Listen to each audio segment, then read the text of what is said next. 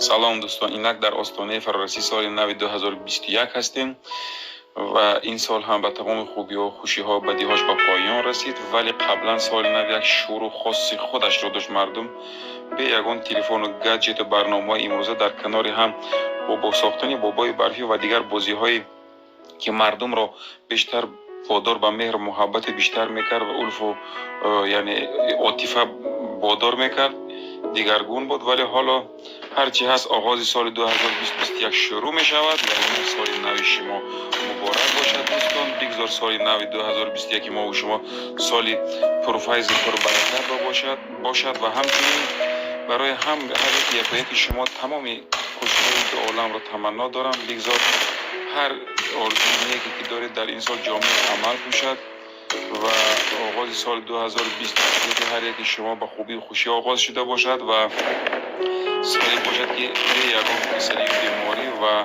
به یگان مشکلاتی یعنی فراگیر به پایان رسد و بگذار سال 2021 هر یک ما و شما سالی پربرکت و به یگان کسری بیماری باشد. بار دیگر سال 2021 و تمام شما یک و یک شما تبریک میگویم و همین خیلی که میبینید اینجا الماتا شهر هست و سال نو علاقه آغاز شد و ما تصمیم گرفتیم با یک و یک شما دوستان نیست تبریک بگوییم فرارسی سال نو. سال نو 2021 بر تمام شما مردم عزیز مبارک باد.